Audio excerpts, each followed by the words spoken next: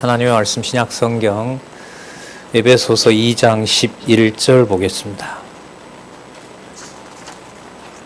에베소서 2장 11절입니다.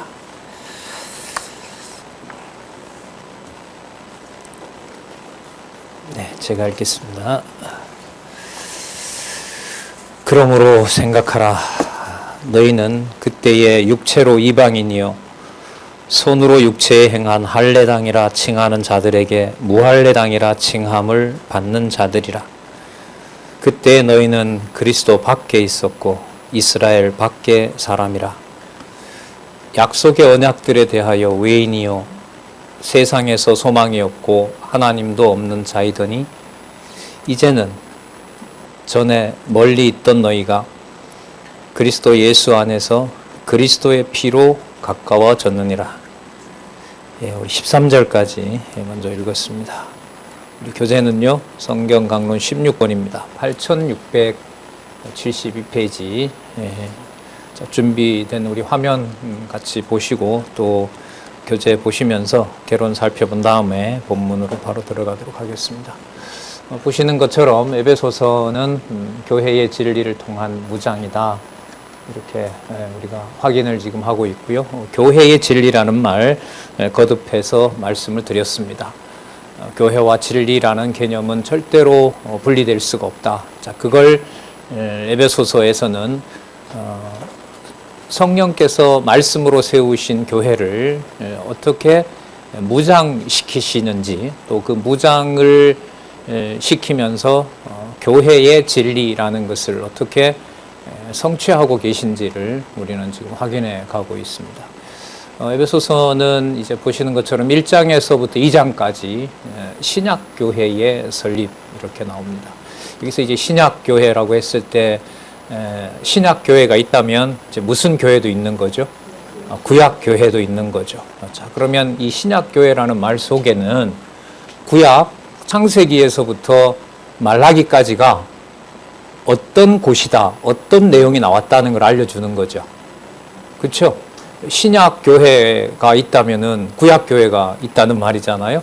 그러면 구약도 창세기에서부터 말라기까지 무엇에 관한 기록이 나와 있다? 교회에 관한 얘기가 나온다. 구약교회는 오실 메시아에 대한 약속인 거고요. 신약교회는 오신 메시아, 그리고 또 장차 오실 메시아, 이렇게 드러난다고 보면 되죠. 저것만 하더라도 이제 어마어마한 주제죠. 저 문제를 이제 진짜 저거 해결을 꼭 해야 되겠다 이러면은 이제 오늘부터 가서 다른 생각 안 하고 이제 공부하는 방법이겠죠. 창세기부터 계시록까지 교회란 무엇인가만 생각하고 공부하는 거예요. 여러분, 이런 공부 방식이 뭐냐 하면 무엇인가가 쓰여지는 방식이에요. 이제 강론을 하다가 교회가 딱 나왔단 말이에요. 신약을 교회, 신약교회라는 개념을 이렇게 설명하고 이렇게 알려드렸어요. 그러면 구약도 교회가 된다라는 논리적 결론이 나오거든요. 그럼 과연 그런가? 그래서 창세기부터 계시록까지를 교회란 무엇인가라는 것만 보고 성경을 탐구하는 거예요. 그럼 거기에 이제 딱 하나의 주제, 창세기, 출애굽기 모든 사건들이 바로 교회다. 이렇게 모아지는 겁니다. 그러니까 이 성경신학의 공부 방법론이 기존의 성경을 주석한 데서부터 신학교에서 배우는 대여섯 가지를 소개하거든요. 성도님들을 휘어잡을 수 있는 방법 구체적으로 알려줘요. 그 책까지 있고요. 개그도 몇 개 섞으라 그러고 고전도 몇 개 섞으라 그러고 예화도 섞으라 그러고 이렇게 이제 실질적으로 가르쳐 주거든요. 부정적이든 긍정적이든 일체 일어났던 모든 성경 교육의 방법이 주제와 내용이 분명하기 때문에 성경 신학에서 이 모든 것들이 다 통합이 됩니다. 때로는 강한 질타에서부터 때로는 어떤 것보다가 부드러운 말로 말씀이 전해지도록 하는 게 바로 이 성경 신학에서 성경 신구약의 통일성을 이룬 것이라고 보면 됩니다. 자, 다시 들어가서요. 그럼 신약교회의 설립은 자, 구약교회와 연관시키면 구약의 근거를 둔다는 얘기잖아요. 그게 이제 성취되는 거란 말이죠. 자, 그럼 먼저 신약교회 설립의 기초, 창세전부터 그리스도 안에서 영원하신 하나님의 뜻 가운데서 확정되어 있다. 그리고 하나님의 백성들은 거룩하고 흠없게 하시려고 그렇게 하셨다. 거룩하고 흠없게 하셨다는 내용 속에 여러분 무장이라는 의미가 등장한다고 보면 돼요. 그러니까 무장을 우리가 일반 이 생활에서 들었던 무장 개념은 잠시 뒤로 물려놔야 돼요. 왜? 그게 성경에 기초하는 건 아니니까. 그럼 이때 무장이라는 말은 어디에 기록된 내용에서부터 찾아가는 거죠?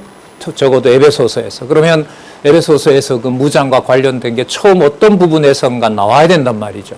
자, 거기에서 이제 이것도 방법론이죠. 거룩하고 흠이 없게 하시려고 한다. 그 내용이 벌써 무장과 관련되고, 자, 우리 공부를 좀 하셨으니까 6장에 가면 이게 누가 무장을 시킨다라고 얘기를 하세요? 하나님의 전신갑주를 입으라. 이렇게 연결이 되면서 에베소서 좀 알고 계신 분들은 1장 4절 5절에서 나오는 거룩하고 흠이 없게 하신다는 내용이 에베소서 마지막에도 뭐로 나타난다? 하나님의 전신갑주로 나오는구나. 성경은 일관성이 있다. 이것만 잡아도 진리의 가장 중요한 요건을 잡는 거예요. 그럼 이 사이에서 지난주에 말씀드렸죠. 성경의 번역도 중요하고요. 그 번역을 또 제대로 따라가는 것도 중요한데 제가 봤을 땐 이 접속사예요. 근데 성경 번역을 영어는 뭐 수백 종이 있잖아요. 우리나라도 한 10가지 정도 되거든요. 거기에서 보면 성경을 하나님의 말씀으로 그 말씀의 권위를 이어가느냐라는 게 어디에서 드러나느냐? 접속사에서 드러나요. 여러분 어떤 사람하고 1시간 동안 얘기하고 남는 거 하나도 없죠. 그런 경우 있잖아요. 그죠? 근데 몇 마디밖에 안 했는데 뭐가 돼요? 그 사람 말이 계속 집에 와서 이렇게 담아요. 그러면 그 몇 마디밖에 되지 않지만 그 몇 마디가 뭘 만드는 거예요? 어떤 틀을 만들어서 내 머리를 공격하고 있는 거예요. 1시간 동안 떠들었던 게 아무런 효과가 없는 것은 그거는 무시해 버려도 되는 거죠. 예. 그래서 여러분 성경 공부에서 제가 이제 영어 번역이나 영어 성경 특히 이제 히브리어는 뭐 잘은 못하지만 어쨌든 어떤 접속사가 나오는지 헬라어도 나오는지 그럴 때 그 접속사 연결이 우리가 아시는 대로 세워놓으면 접속사를 위아래로 세워놓으면 이게 늘 말씀드렸던 야곱의 사닥다리가 되는 거예요. 언약 자손이 누구를 만나러 가는 다리예요? 야곱이 돌베개를 하고 누웠던 하늘의 천사들이 뭐 하죠? 오르락 내리락 하잖아요. 그러면 도망가는 야곱에게 하나님은 이미 약속하셨고 그것 하나님이 보증하신다는 게 바로 그 야곱의 사다리 아니겠습니까?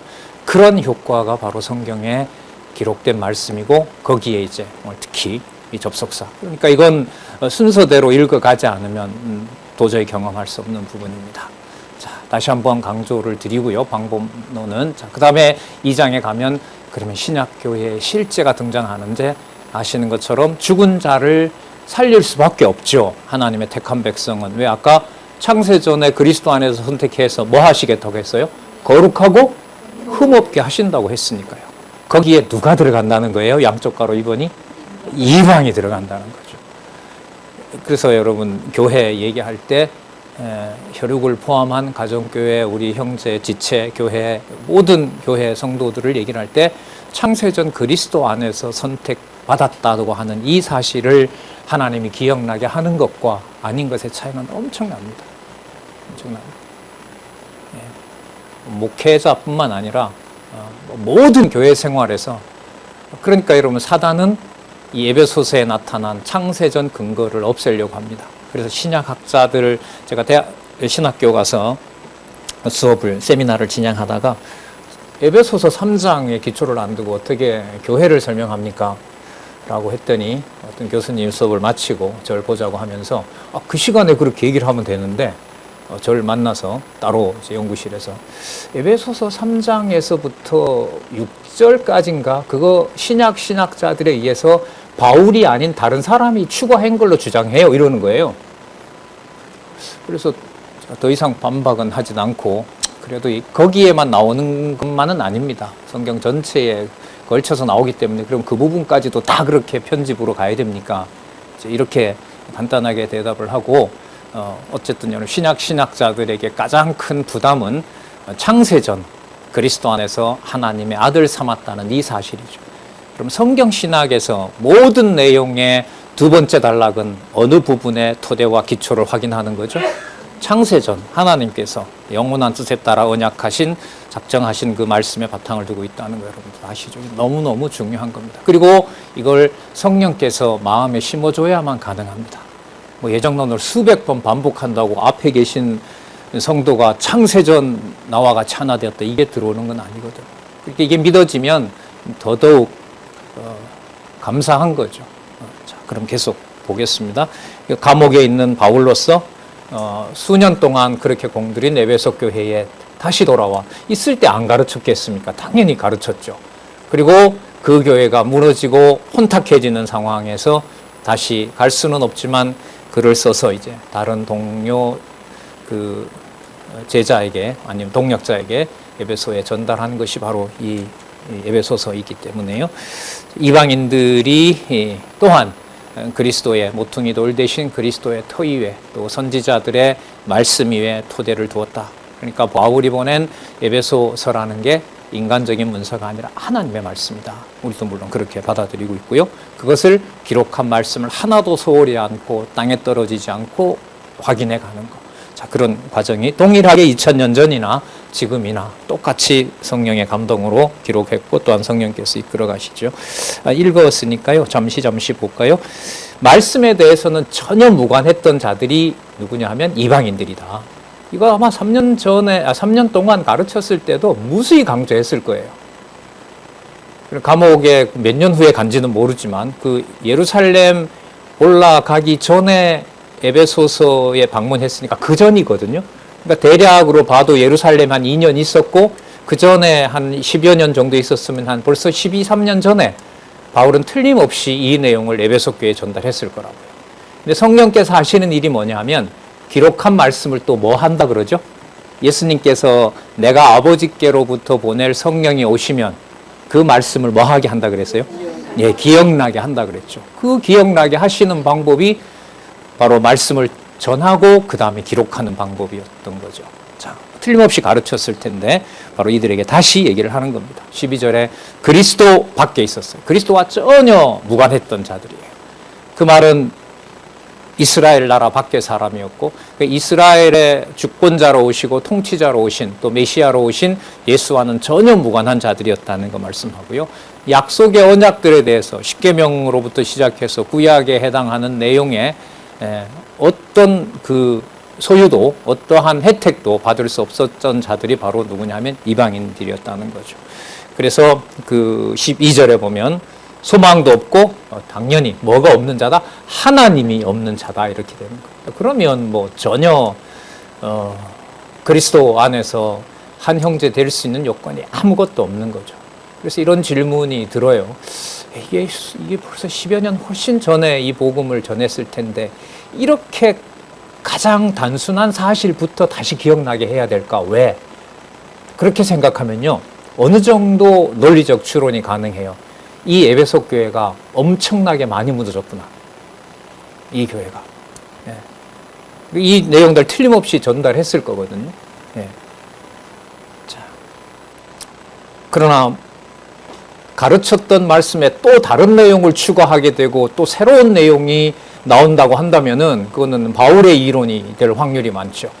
그러니까 같은 말씀이 다시 생각나게 하는 거죠. 2000년 전에 기록된 말씀이 1000년 동안 유럽에서는 묻어뒀다가 지금부터 한 500년 전에 다시 드러나서 기억나게 했고 다시 또 묻히게 했고 이번에 뭐 여러분 발표문 여러분에게도 보내드렸는데 보셨는지 모르지만 서구 기독교는 종말을 고하였다. 영국 유명한 그 잡지 기사 일면에 나왔었죠. 2015년인가? The End of the British. 영국 기독교의 종말. 26/7. 2067년. 기사로 나온 거 제가 신문도 인용했습니다. 그야말로 기독교인의 종말입니다. 기독교의 종말. 영국이 세 나라로 되어 있잖아요. 웨일즈, 아일랜드, 그 다음에 영국, 잉글랜드 이래 되어 있는데 어쨌든 60년경이 되면 끝이 난다. 지금 뭐 소식 들어도 그런 상황이거든요. 자, 이 상황에서 이런 상황에서 기록한 말씀을 지금 우리에게 기억나게 한다는 사실은 그것도 여러분 창세전 그것도 이방인에게 이 복음을 받는다는 것은 당시의 에베소 교회 성도들이 받았던 것과 비교한다면은 전혀 다르지 않은 상황입니다. 우리가 누리는 이 복은 어느 경우에라도 비교할 수 없는 바로 그 복음이라는 거 여러분들도 아실 겁니다. 13절, 이제는 전에 멀리 있던 너희가, 자, 이제 중요한 근거를 확인합니다. 그리스도 예수 안에서, 자, 누구의 피로? 그리스도의 피로 가까워졌느니라. 거룩하고 흠이 없게 하셨다는 말씀이 생각이 나면 그리스도의 피는 이 땅에 오셔서 그리스도가 하신 내용의 성취를 말하는 거죠. 피는 이 땅에서 확증해 주신 거니까, 예, 물과 피로 씻어 주셨다는 말씀이 있잖아요. 자, 그래서 그리스도의 피로 가까워졌습니다. 누가요? 이방 교회가, 에베소 성도들이. 그 다음에 그리스도를 소개합니다. 그리스도의 피를 소개하는 내용이 나오는데 2장 14절에서부터 18절, 예, 화평하게 하는 방법과 그에 따른 두 가지 목적을 알려줍니다.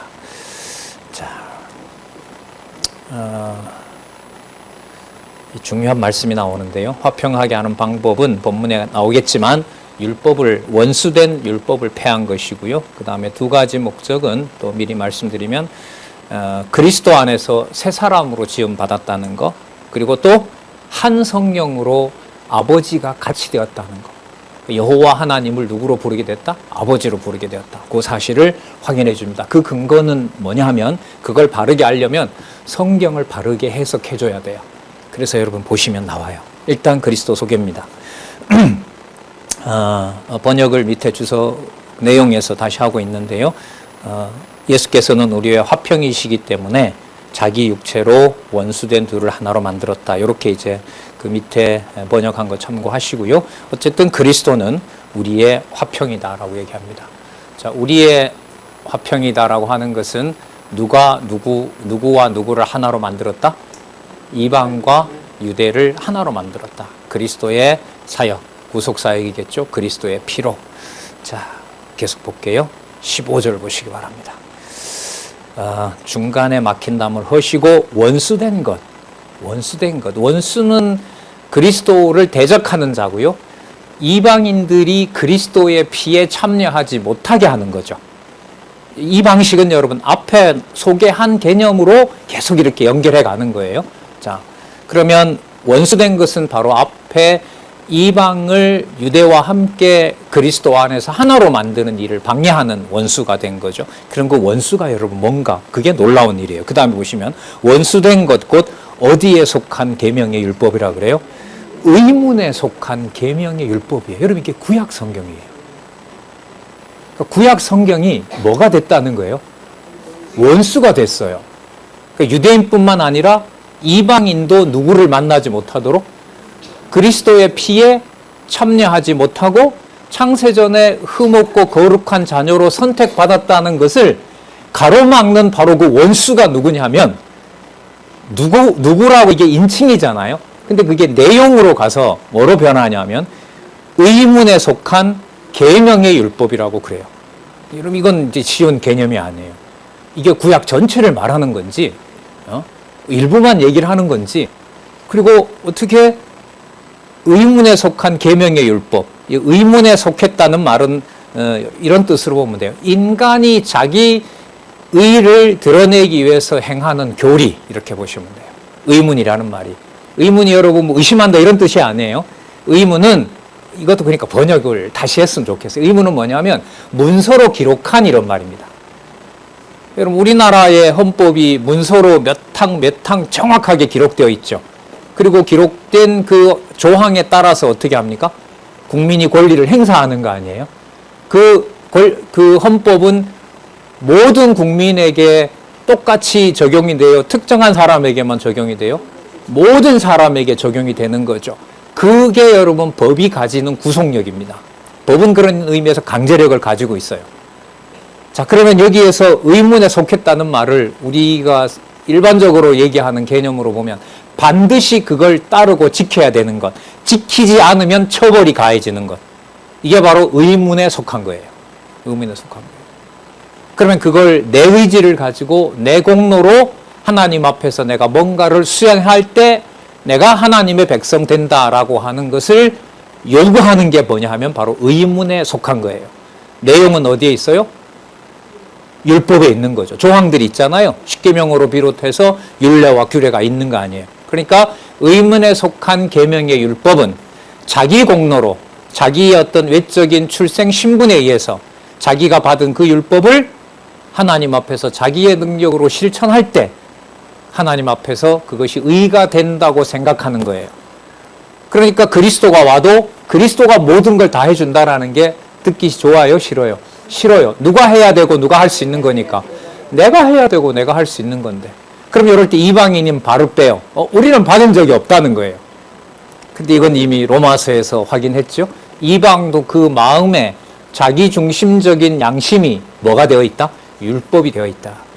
그러니까 율법을 받아서 악용해서 유대인들은 정죄 아래 있는 것이고 이방인들은 아예 율법과 상관없이 자기가 세워놓은 양심의 법에 따라서 선과 악을 자기 마음대로 펼치니까 그거 역시도 누구 아래 있어요?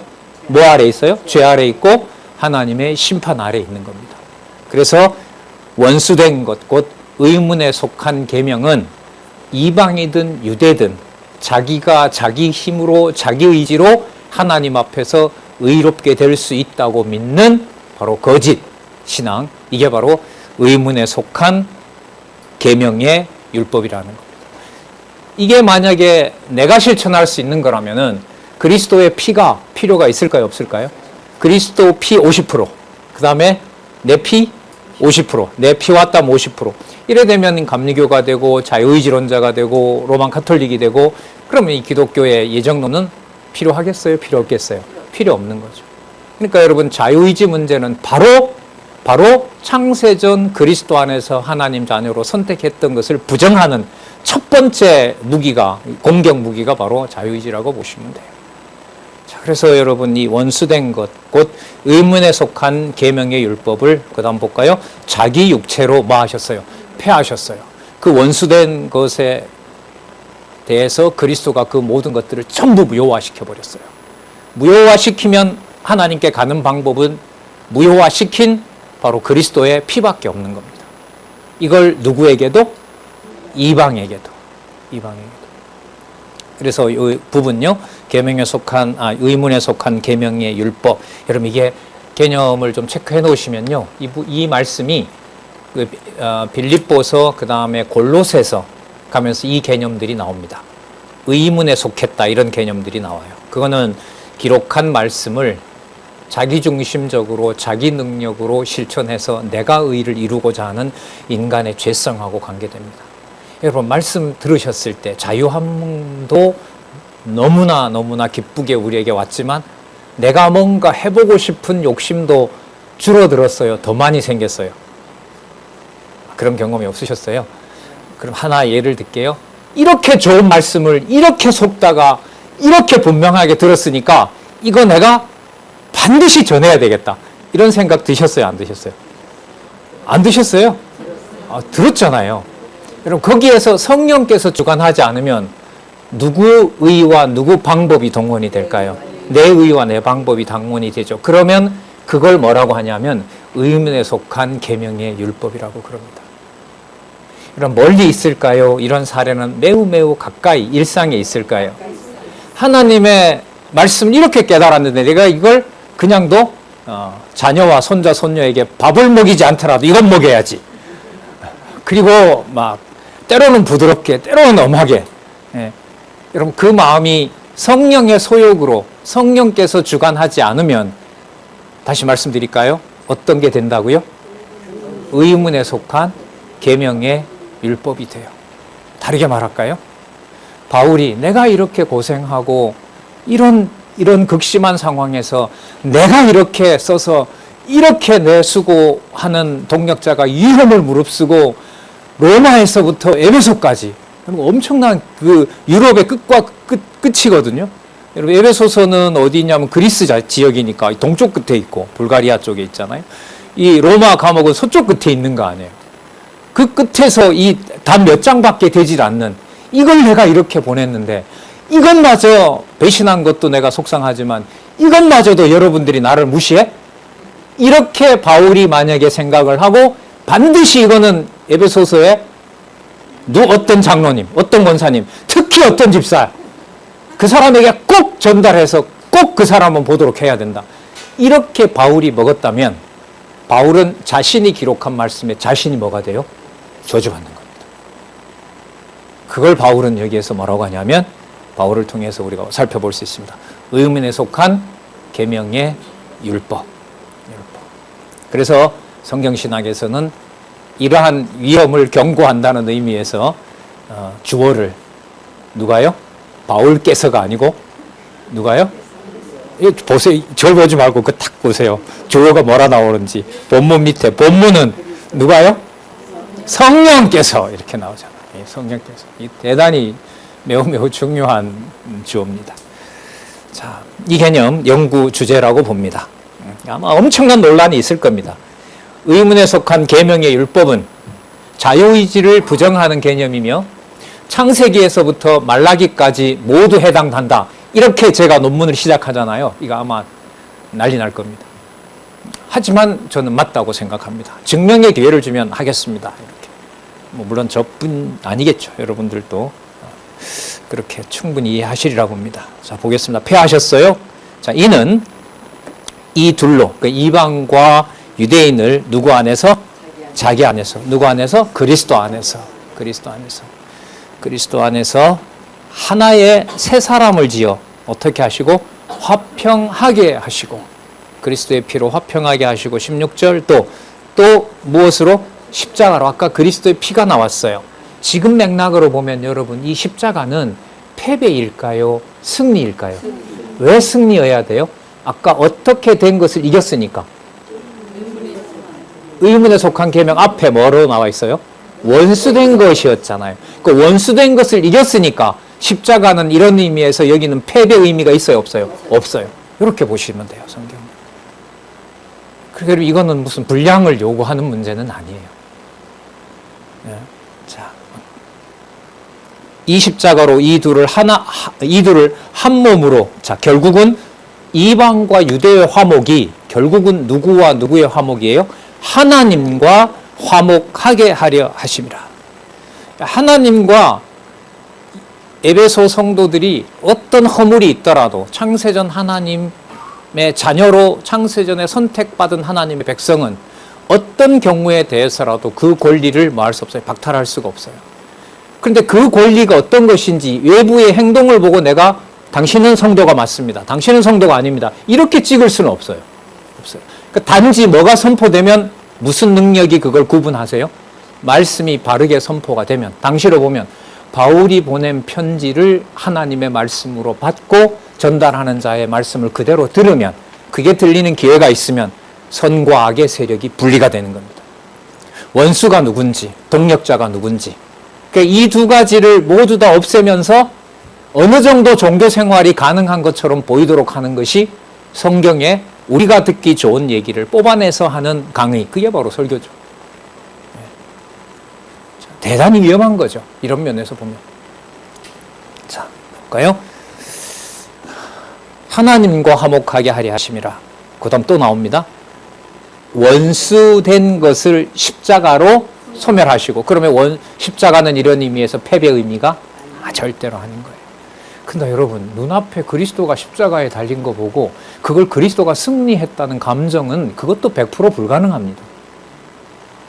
이건 여러분 믿음의 문제고 신령한 양식의 문제인 것이지, 제가 논리적인 걸 강조한다고 해서 논리적 고리가 만들어지면 바로 무슨 사다리가 하늘로 가고 이런 게 아닙니다. 절박함과 간절함이, 바울의 서신에 보면 공통적인 게 있습니다. 축원을 하고요, 은혜와 평강을 빌고 바로 하나님께 자신이 보내는 말씀이 어떻게 해주기를, 받는 성도들이 깨닫게 해주기를 간절하게 간구합니다. 이게 바울의 편지가 아니기 때문에, 하나님께서 자신뿐만 아니라 받는 성도들도 그걸 깨닫게 해주셔야 되기 때문에. 그러니까 기도는 하나님께 의지하는 것이 먼저임을 알려주는 거지, 내가 썼으니까 내 말을 잘 들어라는 건 그건 여러분 후차적인 겁니다. 그 다음에 문제인 거죠. 본질도 아닌 거고. 계속 보겠습니다. 원수된 것을 십자가로 소멸하시고 또 오셔서 먼데 있는 너희에게, 이방이겠죠, 먼데 있는 너희에게 평안을 전하고, 또 가까운 데 있는 자들 유대인들이겠죠, 평안을 전하였으니, 18절 목적은 뭐냐면 이는 저로 말미암아. 저가 누구냐 하면 십자가로 소멸하셨으니까 여기에는 예수 그리스도겠죠. 저로 말미암아 우리 둘이, 자 이제 또 나옵니다. 누구 안에서? 한 성령 안에서 누구에게? 아버지께 나아감을 얻게 하려 하심이라. 아버지께서 아버지의 소유로 삼고자 하심이라. 얻다라는 게 이게 소유하다 이런 말이거든요.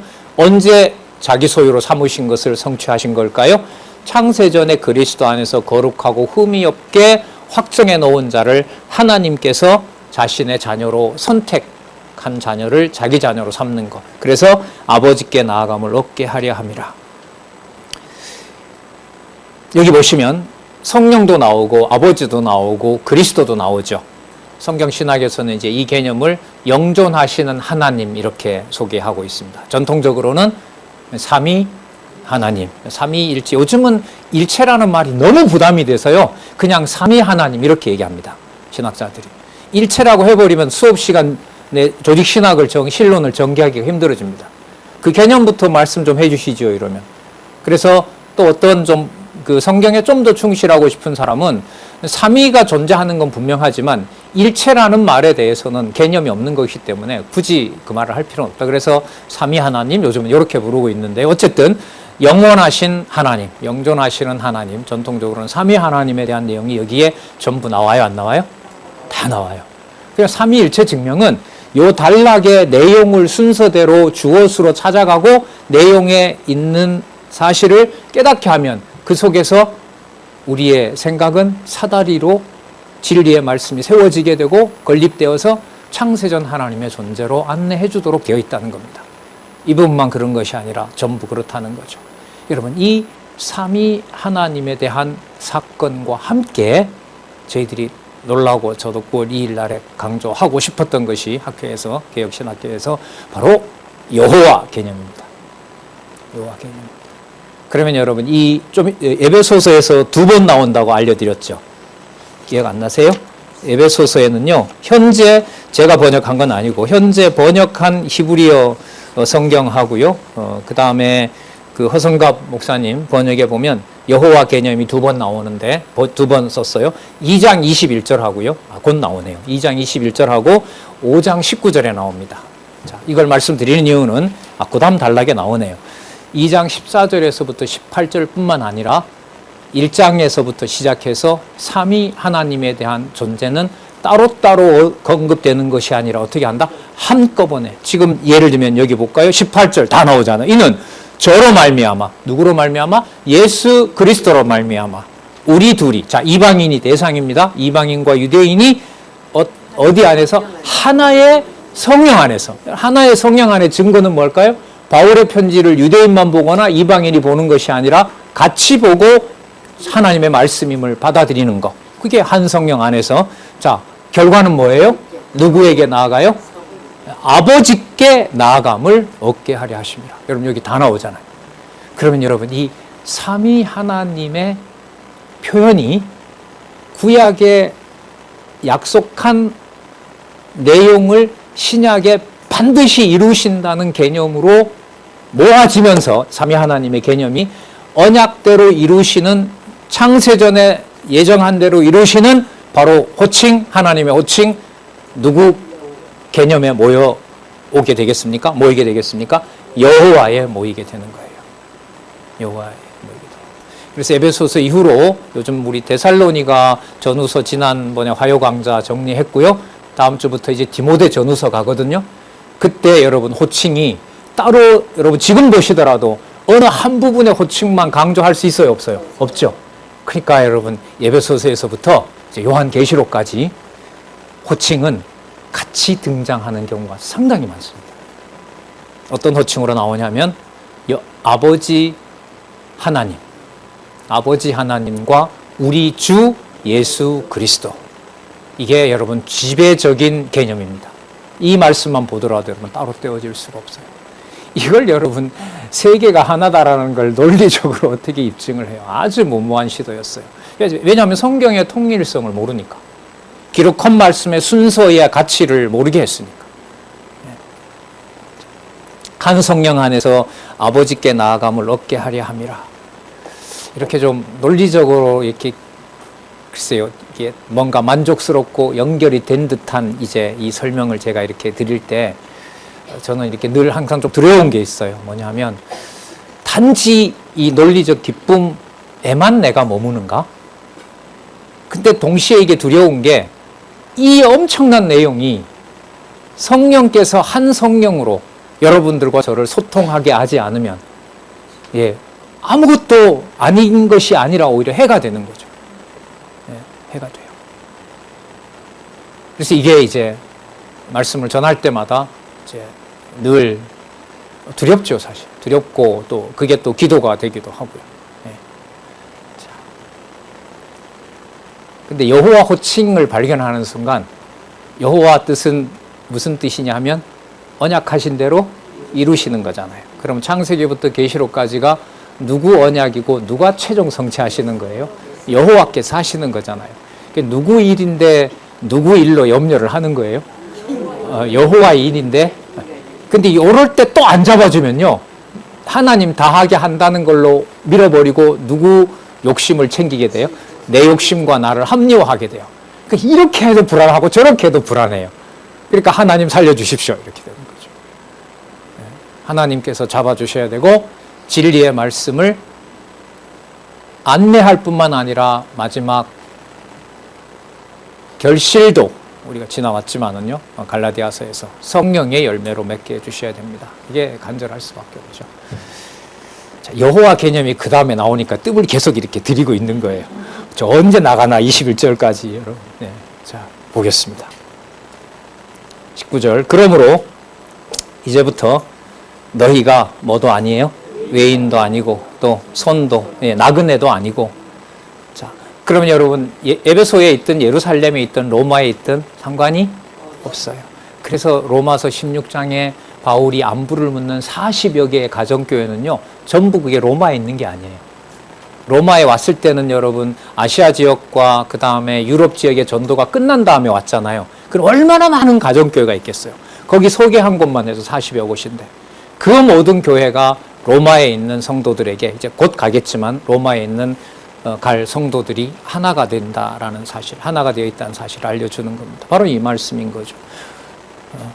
손도 아니요 오직 성도들과 동일한 시민이요 하나님의 권속이라. 하나님의 권속이라. 권위 있는 말이죠. 권속은 어떤 그 권위를 가지고 있는 집안, 우리가 보통 문중이라 그러죠. 그런 의미로 이게 권속인 겁니다. 유대와 이방이 차별이 없는 겁니다. 너희도 이렇게 되겠죠. 이방인 너희도 권속이라. 왜냐하면 너희도 사도들과 선지자들의 터 위에 세우심을 입은 자라. 자, 그런데 그 터의 기초를 알려줍니다. 누가요? 그리스도 예수께서 친히 모퉁이 돌이 되셨느니라. 그러면 여러분 아까 십자가 사건은 그리스도가 버려지는 거예요. 버려지는 현상인데 패배가 아니라 뭐라고 얘기했어요? 원수를 이긴 승리라 그랬잖아요. 그렇죠? 그러면 그것이 승리이기 때문에 모퉁이 돌이 된다는 말은 이방과 유대가 교회를 세워 나가는 것이 패배하는 것이 아니라 뭐 하고 있는 것이다? 승리하고 있는 것이다. 지금 에베소 교회는 위험에 처해 있으니까 하나님의 교회는 실패할 때도 있다. 그 말 할 수 있을까요? 없죠. 그러면 그리스도의 십자가가 패배할 수도 있다. 이 말이 되기 때문에. 그러니까 이 말 한마디가 이런 면에서는 양보할 수 없는 의미를 담고 있는 거예요. 예를 들면 하나님의 어떤 속성, 우리가 성경에서 확인한 속성, 특히 이제 전능성과 언약대로 한 채 착오 없이 성취하신다는 것이 훼손되는 어떤 개념 설명은 이 몸이 거부하는 거예요. 십자가 예수님이 얼마나 고통스럽게 돌아가셨어요. 그 모든 걸 포기하고 우리를 위해서 죽으셨잖아요. 이렇게 끝나면은 에베소서에서 말하는 십자가의 도는 그 의미와 건접할 수가 없는 거죠. 그런 면에서 여러분 쉽지가 않은 거예요. 그래서 이걸 볼 때마다 전 아까도 말씀드렸지만 다니엘 주제 그 무엇인가와 같은 연구는 우리 앞으로 성경신학에서 뭐 지금 40개 나와 있는데 계속해서 나왔으면 좋겠어요. 왜? 그게 나오는 만큼 그 한 개념에 집중하기 위해서 성경 전체를 뭐 하니까 다 보고 연구하는 일이 벌어지는 거니까. 사도들과 선지자들의 터 위에 세우심을 입은 자라. 그리스도 예수께서 친히 모퉁이 돌이 되셨느니라. 자, 그렇다면 그 안에서, 누구 안에서일까요? 그리스도 예수 안에서 건물마다, 여러분 건물 이거 오이코스입니다. 오이코도메. 그러면 뭘 말하는 걸까요? 교회. 맞죠? 자, 그의 안에서, 그리스도 안에서 건물마다 서로 연결하여, 이거 아까 18절에 한 성령 안에서라는 말씀 나왔죠. 한 성령 안에서다라는 말은 바울이 보낸 편지만 하나님의 말씀으로 받는 거, 진리의 말씀을 확인하는 거. 자, 그의 안에서 건물마다 서로 연결하여 누구 안에서 성전이 되어간다? 주 안에서 성전이 되어간다. 여러분 이걸 여호와로 번역하고 있습니다. 그러면 이때 여호와가 나오는 맥락을 보세요.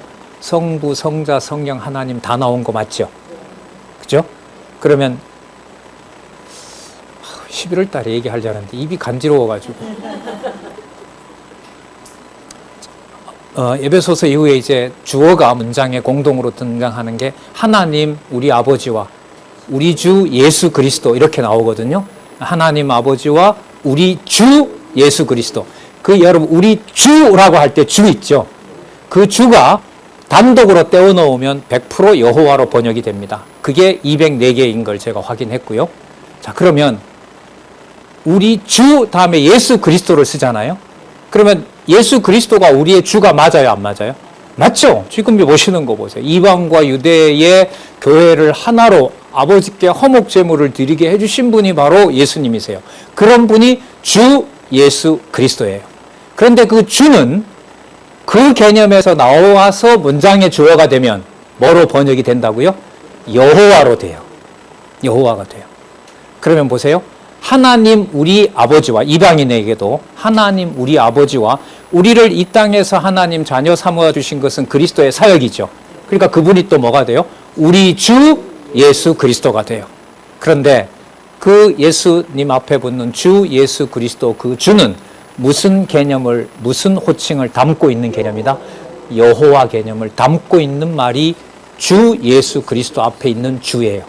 그러면 거기에 주 속에 여호와가 담기면 성경 신학에서 여러분들이 확인하셨던 언약대로 이루시는, 구약의 메시아를 언약한 것이 신약에 와서 이루어졌다는 말이 어떤 개념에 담겨 있냐면 주 예수 그리스도에 담겨 있어요.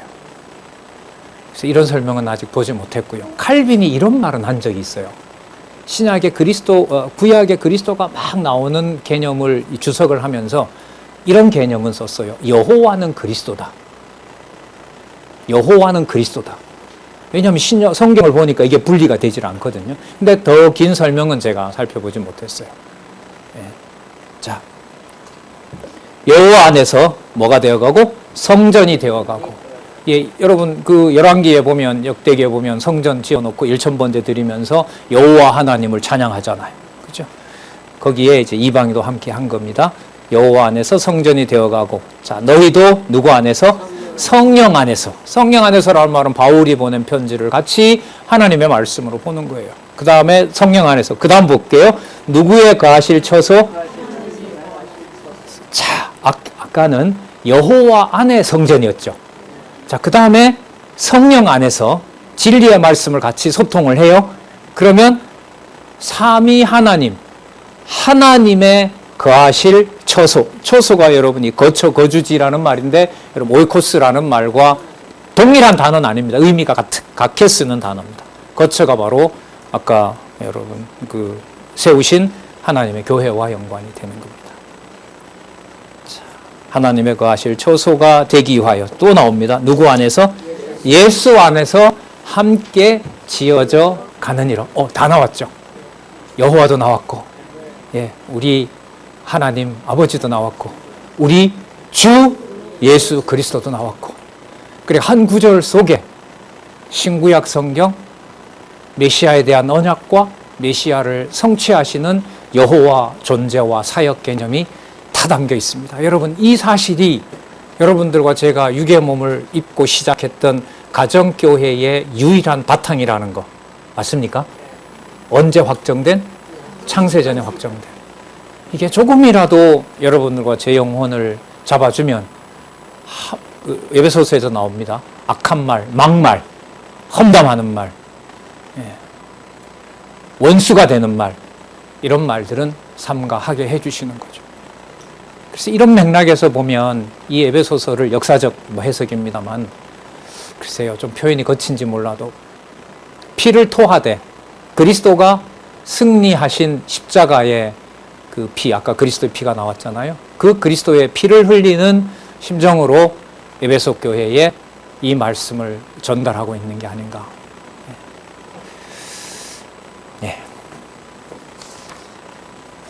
여호와 개념이 들어가니 더 눈에 힘이 들어갑니다. 자, 좀 더 고민하고요. 좀 더 살펴서 다음 기회가 되면 또 이 기쁨을 한번 또 누려보도록 하겠습니다. 자, 그렇다면 여러분 한 장 넘겨보시면 이제 3장에서부터 4장 16절까지 신약교회에 뭐가 나와요? 성장 나오죠. 그럼 이때 성장이 오늘 살펴봤던 하나님 아버지, 주 예수 그리스도, 그 다음에 여호와, 이 개념이 드러나는 것이 성장일까요? 바울의 편지를 받고 에베소 교회 성도들이 스스로 잘 세우는 의미에서 성장인가요? 그렇죠. 왜 이 말씀 드리냐면 성장이라는 게 보통 명사고 우리가 쓰는 의미로 다 온몸에 있기 때문에 성경에서 말하는 성장과는 너무 거리가 먼 거예요. 여러분, 우리가 일반적으로 가정교회는 성장해야 됩니다. 여러분 다 하면 하실 거 아니에요. 그러나 거기서 말하는 성장이라는 의미를 따지고 보면 누구 기준으로 말을 많이 해요? 그렇죠. 그러니까 여러분 말씀을 따라가야 되는 거예요. 이게 너무너무 귀한 거고 지난 3년 동안에 하나님이 주신 엄청난 복입니다. 그 일이 전 계속되기를 간절히 반절히 바라고요. 여러분도 같은 마음이라 봅니다. 성장, 하나님이 어떻게 영원하신 하나님의 존재와 능력의 영광을 드러내시는 것인지 그건 우리 다음 시간 3장부터 살펴보도록 하겠습니다. 기도하겠습니다.